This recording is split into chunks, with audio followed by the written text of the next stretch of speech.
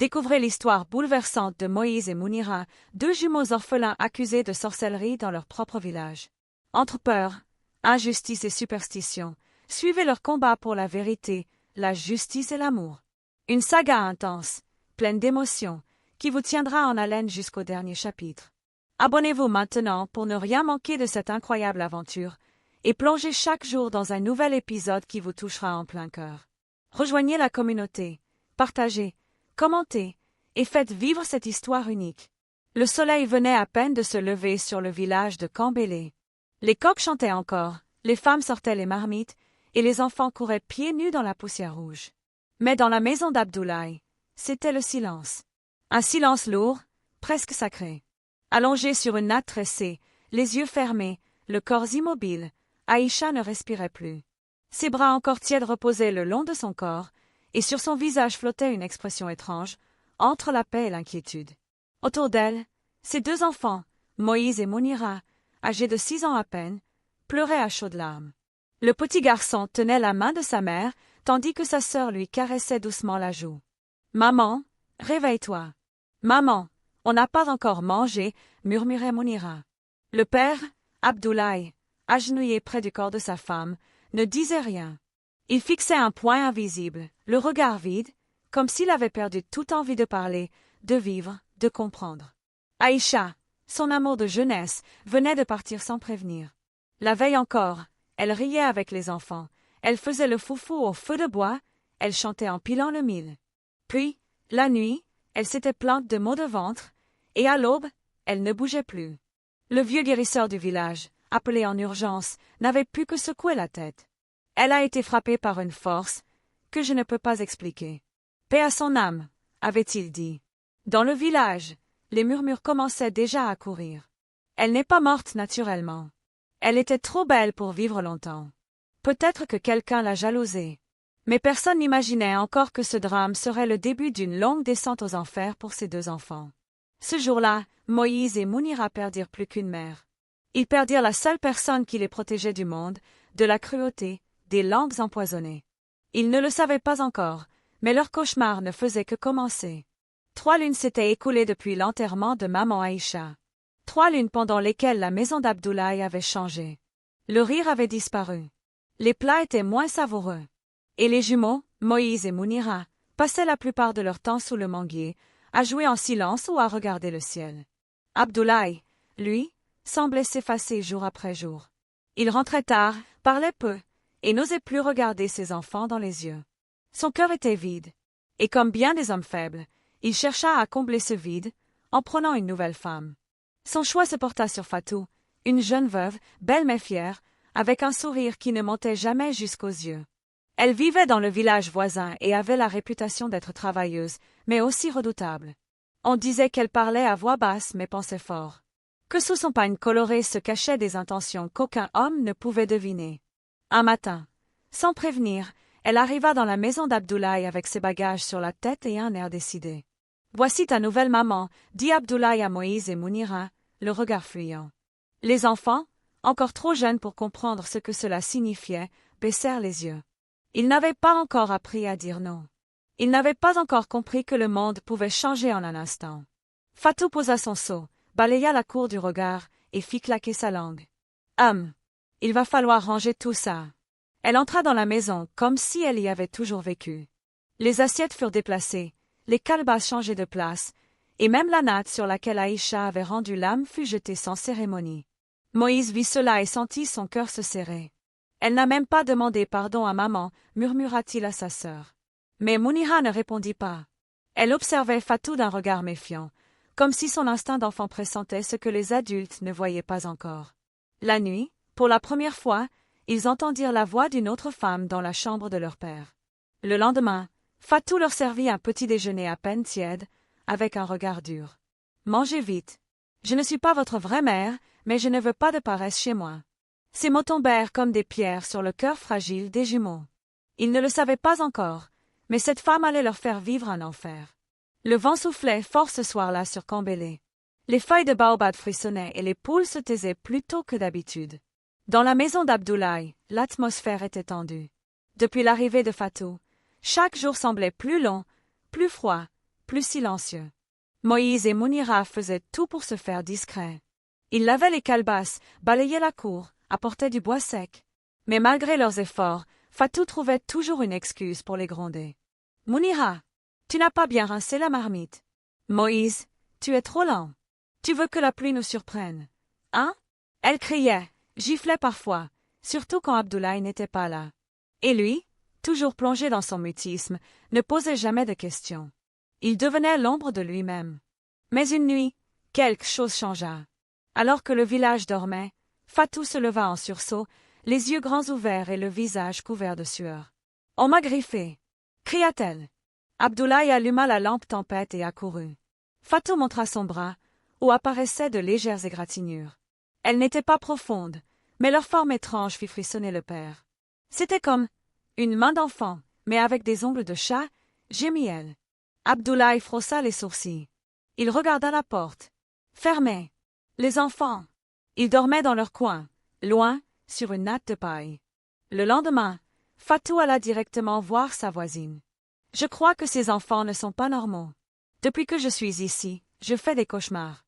Et cette nuit, quelque chose m'a attaqué. Ce ne sont pas des enfants ordinaires. » La voisine hocha la tête. Dans le village, on avait déjà vu des histoires comme ça. Des enfants différents. Des enfants qu'on disait nés avec deux esprits. « Ce sont des jumeaux, hein ?» fit-elle. « Et orphelins de mère ? Tu dois faire attention, Fatou. Parfois, la sorcellerie se cache derrière l'innocence. » Ce jour-là, dans l'ombre d'un manguier, Moïse entendit ces mots. Il les comprit sans vraiment les comprendre. Mais il sut une chose, quelque chose était en train de changer. Et pas dans le bon sens. Ce fut le début des soupçons. Ce fut le début du poison. Le marché de Cambélé était animé ce matin-là.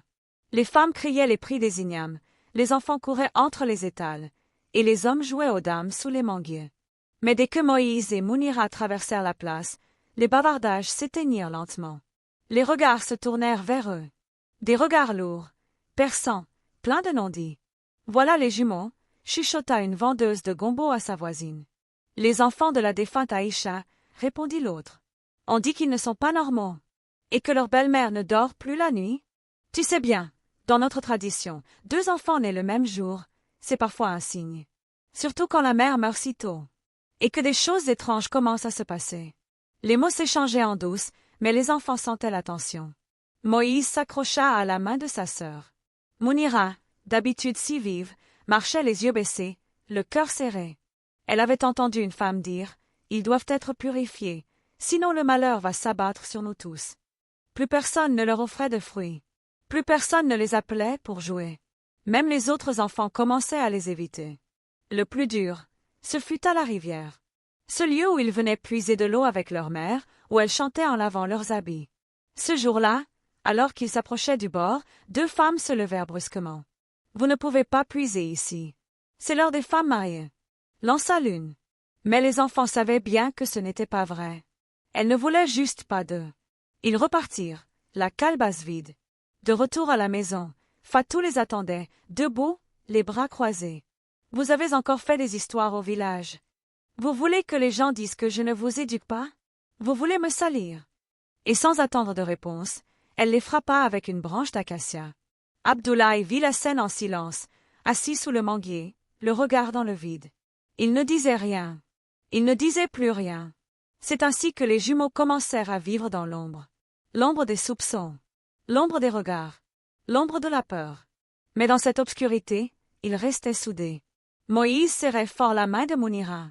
Et Mounira lui murmurait parfois, pour le rassurer. « Un jour, maman reviendra. Même si c'est dans un rêve. » Le coq n'avait pas encore chanté ce matin-là que Fatou était déjà debout, un balai à la main, le regard dur. Elle réveilla Moïse et Mounira en renversant bruyamment leur calebasse d'eau. Le soleil n'attend pas les paresseux. « Allez, debout, feignants !» Les deux enfants se levèrent en silence, frottant leurs yeux encore pleins de sommeil. Ils n'osaient plus répondre, ni poser de questions. Depuis quelques jours, la maison était devenue un champ de bataille muette. Une guerre où l'on ne frappait pas toujours avec les mains, mais avec les mots, les regards et le mépris. Fatou commença à leur donner des tâches de plus en plus dures, puiser de l'eau 3 fois par jour, balayer la cour jusqu'à ce que la poussière disparaisse, laver ses habits même quand l'eau manquait. Vous voulez manger? Travaillez. Ici, je ne nourris pas les sorciers, disait-elle avec un rictus amer. Un soir, alors que Munira s'était endormie sans avoir terminé de laver les ustensiles, Fatou entra dans leur coin avec une corde à la main. « Tu dors, pendant que ta marâtre travaille? C'est comme ça qu'on élève les enfants chez les sorcières, hein ?» Elle la gifla violemment. Moïse voulut intervenir, mais il reçut lui aussi une gifle en plein visage. « Ne me touchez pas avec vos mains d'esprit maudit !»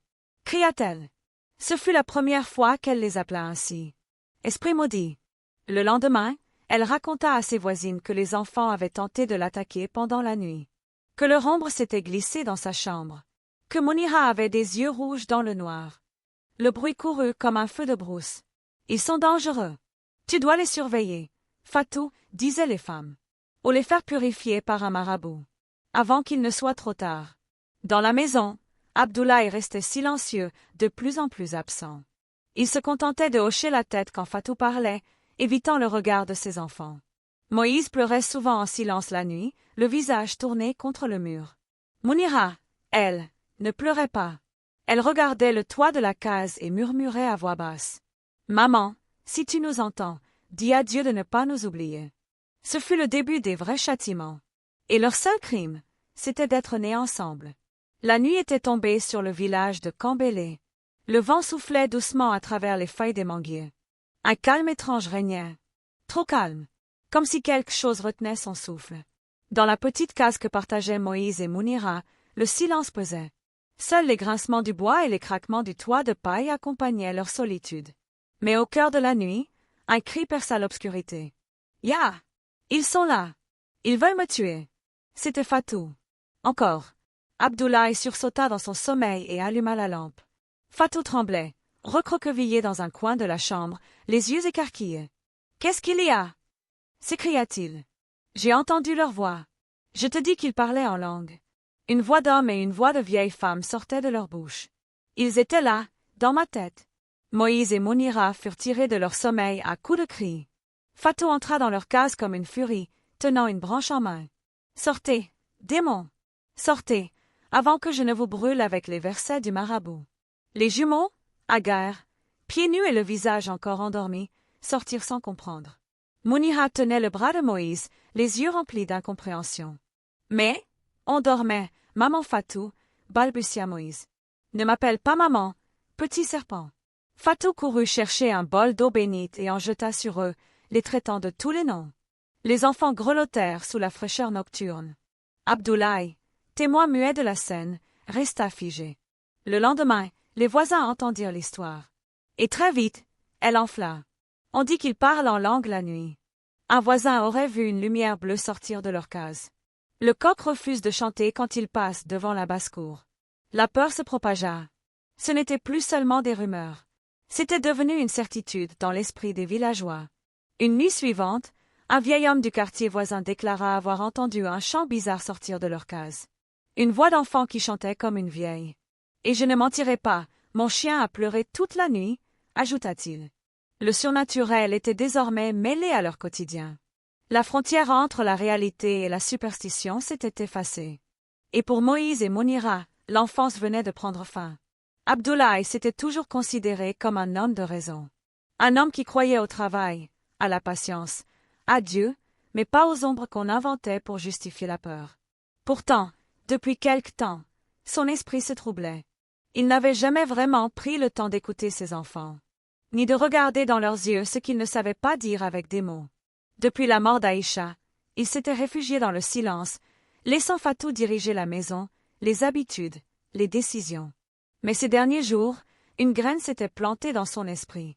Une graine de doute. « Tu vois bien qu'ils sont étranges », lui répétait Fatou chaque soir. « Tu crois que c'est normal, un enfant qui ne pleure jamais quand on le frappe?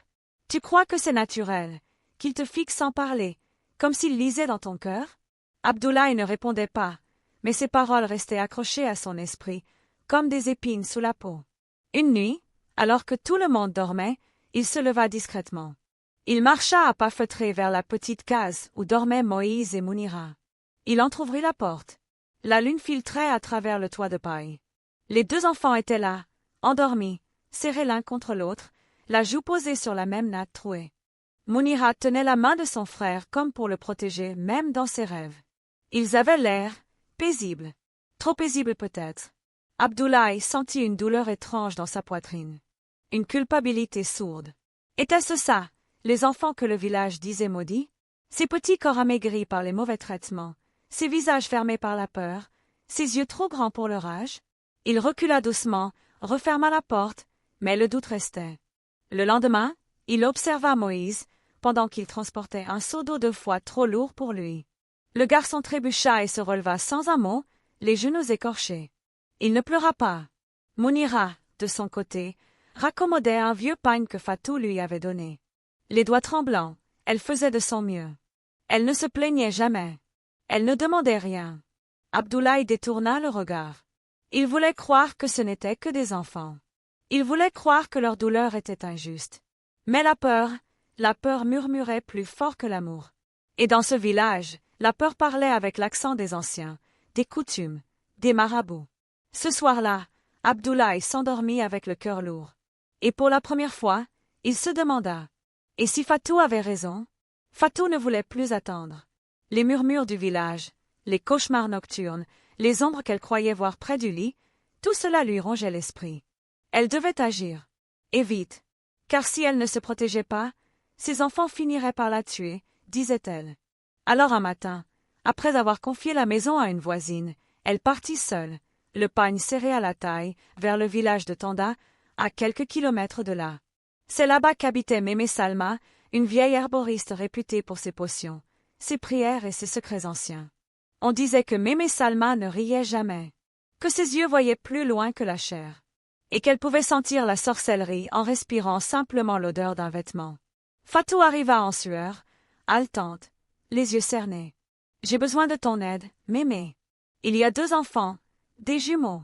Je crois qu'ils ne sont pas humains. » Mémé Salma ne répondit pas tout de suite. Elle prit le foulard que Fatou lui tendait, celui que portait Mounira, et le huma longuement. Puis elle le secoua doucement dans l'air, les yeux clos. Un silence pesant s'abattit dans la case. Enfin, d'une voix grave, elle dit « Ce ne sont pas des enfants ordinaires. Leur esprit est lié. Ils partagent une force. Mais cette force n'est pas forcément mauvaise, sauf si on les blesse.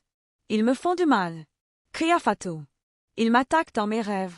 Ils veulent me faire fuir. » Mémé Salma la fixa, un regard dur comme du fer. « Si tu fais du mal à ces enfants, cette force te répondra. Pas aujourd'hui, mais un jour. » Fatou pâlit. « Alors, ils sont vraiment sorciers? » « Non. Mais si tu continues à les accuser, tu réveilleras quelque chose que même moi, je ne pourrai pas calmer. » Mais Fatou n'écoutait plus. Dans son cœur, elle avait déjà décidé ce qu'elle voulait croire. La peur avait déformé la vérité. Elle demanda quand même une potion de protection, qu'elle versa autour de son lit en rentrant. Et ce soir-là, au lieu de prier, elle murmura. « Si ce sont eux ou moi, alors ce sera eux. » Ce soir-là, le vent soufflait fort sur Cambélé. Des branches craquaient dans les arbres, les portes grinçaient, et les coqs eux-mêmes semblaient avoir perdu leur voix. Moïse et Mounira, recroquevillés sur leurs nattes, sentaient que quelque chose allait encore changer. Et ils ne se trompaient pas. Fatou entra dans leur case avec une lanterne et un baluchon. « Prenez vos affaires. Vous ne dormirez plus ici. » Moïse leva les yeux, surpris. « Où allons-nous dormir? »« Pas dans ma maison. Vos esprits m'empêchent de dormir. Vos yeux hantent mes rêves. À partir de ce soir, vous dormirez dans la vieille cabane derrière le champ de mil. Mais il y a des serpents là-bas, » murmura Mounira, la voix tremblante. « Alors priez pour qu'ils aient pitié de vous. » Elle les poussa dehors, sans un regard. Abdoulaye les vit sortir, traînant leurs nattes et un petit seau d'eau. Il ne dit rien. Il détourna simplement la tête, comme on détourne les yeux d'un animal blessé qu'on ne peut pas sauver. La cabane était une ancienne remise à outils, faite de briques d'argile fendillées, sans porte, sans fenêtre. L'air y était étouffant, et l'odeur de terre humide montait jusqu'au cœur. À l'intérieur, les araignées régnaient. Les termites avaient rongé le bois du toit. Mounira frissonna. Moïse, tentant de faire le brave, posa la natte à terre. « On va juste dormir, comme quand on allait en brousse avec maman, » dit-il en forçant un sourire. Mounira ne répondit pas. Elle s'assit, dos contre le mur, les bras autour de ses jambes. Ce fut la première nuit d'un long exil. Une nuit où la peur remplaçait la tendresse. où le froid remplaçait les berceuses, où les souvenirs devenaient plus doux que le présent. Au petit matin, Fatou leur lança un vieux bout de galette sans beurre. Mangez vite, et n'approchez pas trop de la maison. Votre odeur me donne la nausée. Les enfants obéirent, les yeux baissés, le ventre vide de nourriture, mais rempli d'injustice. Dans le village, personne ne savait encore qu'ils avaient été chassés du lit familial. Mais les regards changeaient déjà, et certains disaient à voix basse, « Ils ne sont plus des enfants. Ce sont des présences. » La nuit était noire, épaisse comme un voile de silence. Dans la cabane délabrée où dormaient Moïse et Mounira, les étoiles scintillaient timidement à travers les trous du toit. Le vent sifflait entre les branches des arbres, portant avec lui un pressentiment lourd. Soudain, un cri perça la nuit. « Au voleur! Au voleur !» Des voix s'élevèrent dans la maison d'Abdoulaye. Des villageois accouraient, torchés à la main, attirés par un bruit étrange. Le lendemain matin, on retrouva la basse-cour dans un désordre complet. Une chèvre avait été sauvagement tuée, son cou brisé, le sang éclaboussant la terre rouge. Les plumes d'un poulet jonchaient le sol. Fatou se précipita vers la cabane, le visage déformé par la colère. « Ce sont eux. Ces démons ont tué mes bêtes. Ils veulent nous détruire. » Les voisins chuchotaient, certains hochèrent la tête, d'autres détournaient le regard. Moïse et Mounira, encore endormis, furent brusquement tirés de leur sommeil par des coups à la porte. « Sortez, sorciers !» cria Fatou. Le père, Abdoulaye, restait silencieux, figé par la peur et le doute. Les enfants sortirent tremblants, les yeux rougis par la peur. « Ce n'est pas nous !» protesta Moïse. « Nous ne sommes pas sorciers. » Mais personne ne voulait les entendre. Ce fut la première fois que le village tout entier sembla se lever contre eux. Des murmures de haine, des menaces à peine voilées. On doit se débarrasser de ces enfants avant qu'ils ne nous fassent du mal. Moïse serra la main de sa sœur. Ils ne croient plus en nous. Ils ne nous croient pas. Mounira répondit à voix basse. Alors il faudra leur montrer qui nous sommes vraiment. Dans le silence lourd de cette nuit fatidique, une promesse silencieuse naquit entre les deux jumeaux. Le grand jour de la fête annuelle était arrivé. Toute la communauté de Kambélé se préparait à célébrer la fin de la récolte. Les enfants couraient dans les ruelles, les tambours résonnaient, et les femmes tissaient leurs plus beaux pagnes. Mais pour Moïse et Mounira, ce jour était un rappel cruel de leur exclusion. Dès le matin, Fatou leur avait interdit de participer aux préparatifs. « Vous n'êtes pas les bienvenus » cria-t-elle. « Restez loin de la fête. Vous n'êtes que des enfants maudits. » Dans le village, les regards fuyants et les chuchotements insupportables leur faisaient comprendre qu'ils étaient devenus des parias. Moïse, serrant le poing, regardait les autres enfants jouer, danser, rire. « Pourquoi non » demanda-t-il à sa sœur. « Parce qu'ils ont peur » répondit doucement Mounira. « Mais un jour, ils verront la vérité. » Le soir venu, alors que les tambours battaient leur rythme effréné, les jumeaux s'installèrent à l'écart, près du vieux baobab. Ils observaient la fête, les flammes des feux éclairant les visages joyeux des villageois. Mais dans leur cœur, une tristesse immense les envahissait. Fatou passa près d'eux sans un regard, accompagné de ses amis. « Regardez ces deux-là » chuchota l'une d'elles. « Ils volent la lumière des vivants. Leur place est dans l'ombre. » Moïse et Mounira se serrèrent l'un contre l'autre. Ils étaient seuls, mais leur détermination grandissait. Cette nuit-là, alors que le village dormait sous un ciel parsemé d'étoiles, Mounira ferma les yeux et plongea dans un sommeil profond. Son esprit voyagea au-delà des murs de la cabane délabrée, jusqu'à un endroit où la lumière dansait avec douceur. Elle se retrouva dans une clairière baignée de lumière dorée, au milieu d'arbres gigantesques et fleuris.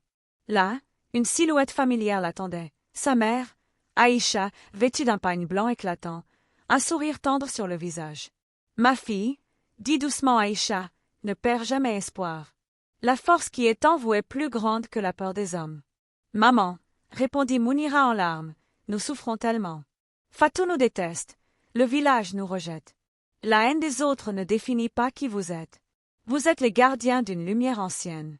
Gardez la foi, et un jour, la vérité brillera à nouveau. » Mounira tendit les mains vers sa mère, mais celle-ci s'éloignait doucement. « Souviens-toi, l'union fait la force. Toi et Moïse, vous êtes liés pour la vie. Ne laissez jamais les ténèbres vous séparer. » Puis, la lumière grandit, enveloppant Mounira d'une chaleur réconfortante. Elle se réveilla, le cœur apaisé, une nouvelle énergie en elle. Le matin suivant, elle retrouva Moïse et lui raconta son rêve. Les yeux brillants, ils se jurèrent de ne jamais céder à la peur. Ce rêve serait leur force, leur espoir.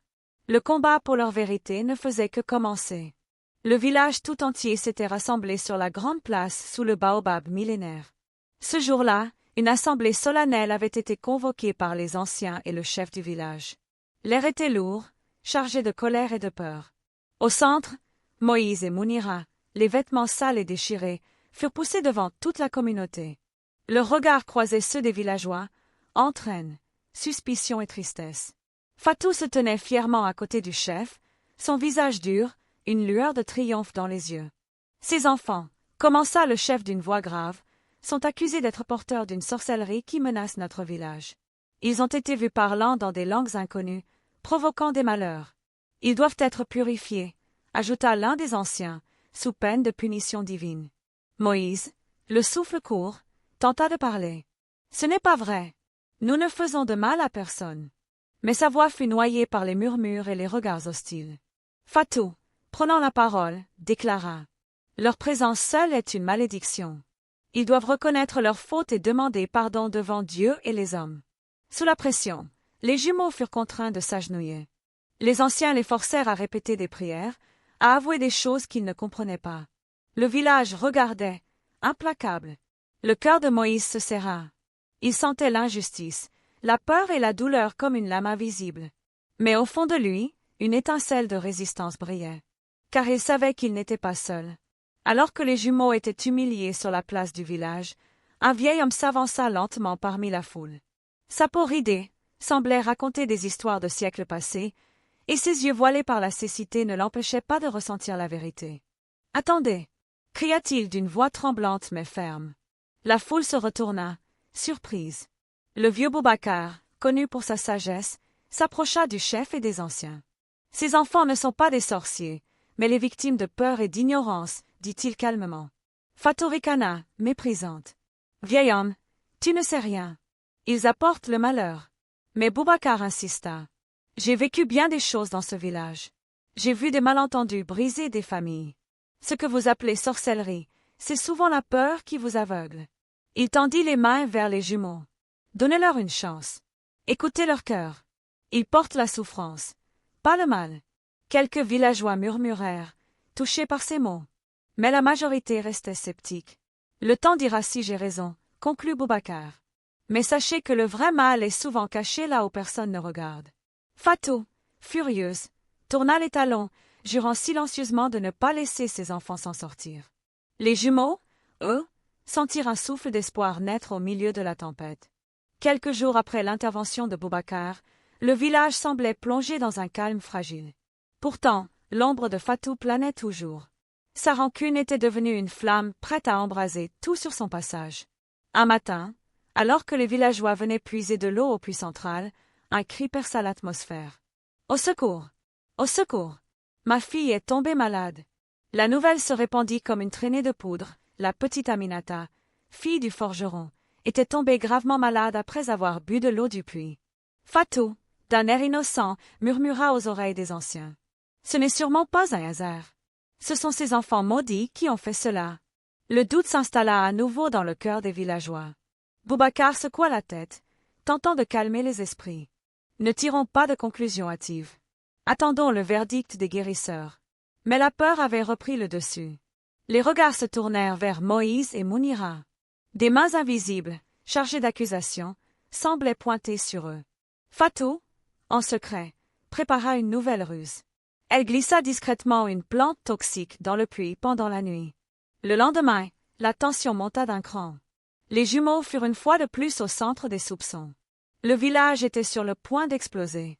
Mais Moïse et Mounira se tinrent droit, serrant les poings, prêts à affronter la tempête. Le soleil brûlait haut dans le ciel lorsque les guérisseurs du village furent convoqués au grand rassemblement sous le baobab. Les villageois attendaient, anxieux, que la vérité soit révélée sur la maladie d'Aminata et sur la soi-disant malédiction des jumeaux. Les anciens, assis en cercle, observaient les guérisseurs qui examinaient la petite fille, pâle et frissonnante, et qui testaient l'eau du puits. Après de longues minutes de silence, l'un d'eux, un homme à la barbe grise et aux yeux perçants, prit la parole. Cette maladie ne vient pas d'un mauvais sort, mais d'une contamination dans l'eau. Une plante toxique a été mélangée à la source. Un murmure parcourut la foule. Qui aurait pu faire cela? Demanda le chef du village. Fatou détourna rapidement le regard, mais son sourire nerveux trahit sa culpabilité. Un autre guérisseur ajouta. Il faut purifier le puits et renforcer la vigilance. Quant aux enfants, ils n'ont aucun lien avec cette affaire. Malgré ces paroles, beaucoup restaient méfiants. Les peurs et les superstitions étaient plus fortes que la raison.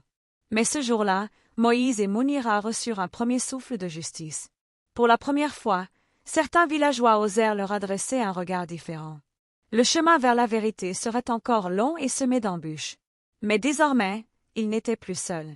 Après le verdict des guérisseurs, un vent nouveau soufflait doucement sur Kambélé. Pourtant, la méfiance ne s'était pas totalement dissipée. Fatou, blessé dans son orgueil, ne pouvait accepter d'être démasqué. Mais Moïse et Mounira, forts de cette petite victoire, commencèrent à reprendre confiance. Leur silence fut brisé, et avec lui, la peur aussi. Un soir, alors que la lune éclairait faiblement la cabane, Moïse se leva. « Nous ne pouvons plus rester là à subir sans rien faire, dit-il d'une voix ferme. Mounira acquiesça. Nous devons montrer à tous qui nous sommes vraiment.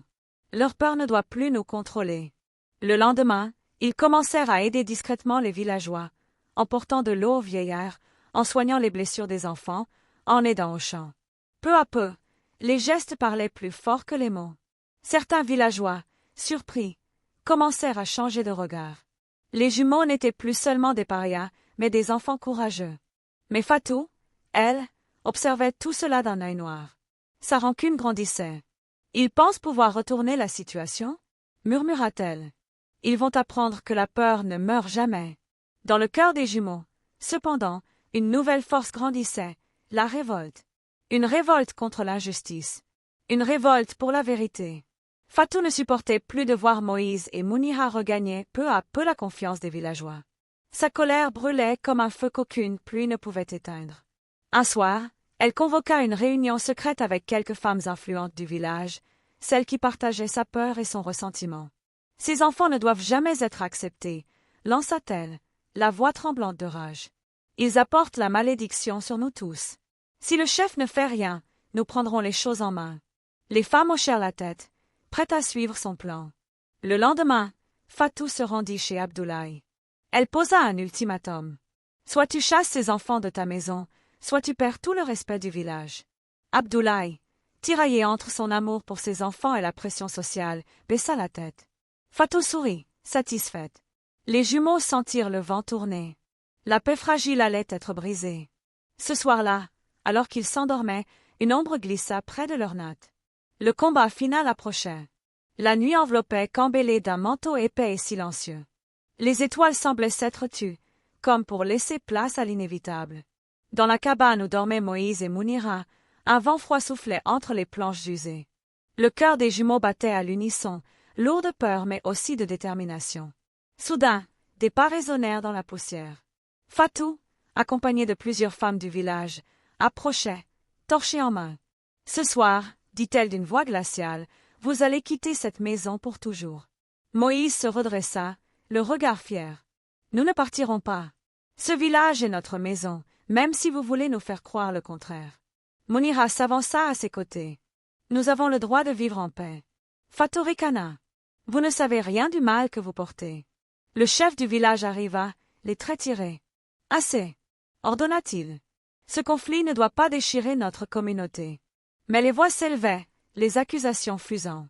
Au milieu de la tension, une silhouette apparut, celle de Boubacar, le vieil aveugle. « Assez !» cria-t-il. « La vérité doit être entendue, pas les peurs. » Il tendit les mains vers les jumeaux. « Je vois en vous une force que vous ne comprenez pas encore. Ne laissez pas la haine vous détruire. » Un silence s'installa. Puis, lentement, certains villageois baissèrent les yeux, touchés. Cette nuit-là, pour la première fois, les jumeaux sentirent que leur combat n'était peut-être pas vain. Les premiers rayons du soleil caressaient doucement le village de Kambélé. Après la nuit tumultueuse, un calme nouveau semblait s'être installé, fragile mais porteur d'espoir. Le chef du village, inspiré par les paroles de Boubacar, convoqua une assemblée. Cette fois, il invita Moïse et Mounira à s'exprimer devant tous. Les jumeaux, debout face à la communauté, parlèrent avec courage. Nous ne sommes pas des sorciers. Nous sommes vos enfants, vos voisins. Nous avons souffert, oui, mais nous sommes ici pour bâtir un avenir meilleur avec vous. Le village écoutait, silencieux. Puis, un murmure grandit en un chant, un murmure d'acceptation et de pardon. Les regards changèrent. La peur laissa place à la compassion. Fatou, face à cette transformation, sentit son cœur se fissurer. Elle comprit qu'elle ne pouvait plus lutter contre la vérité. Abdoulaye s'approcha des jumeaux, les yeux embués. « Mes enfants, pardonnez-moi. Je n'ai pas su vous protéger. » Moïse et Mounira le serrèrent fort dans leurs bras. Ce jour-là, la lumière revint dans la maison d'Abdoulaye. Et dans le village, un vent de renouveau souffla. Les jumeaux avaient gagné leur place. Ils n'étaient plus maudits. Ils étaient aimés.